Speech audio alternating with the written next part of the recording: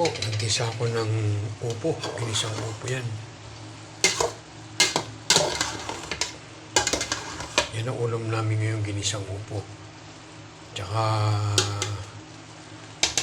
itong ginisang upo, ulam namin ngayong tanghali.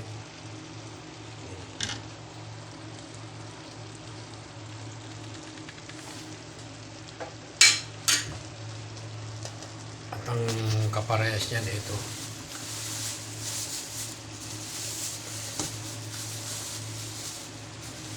Ito ang kapareha niyan, yung pritong tilapia. Yan, pritong tilapia yan. Pritong tilapia tsaka ginisang upo ang ulam namin.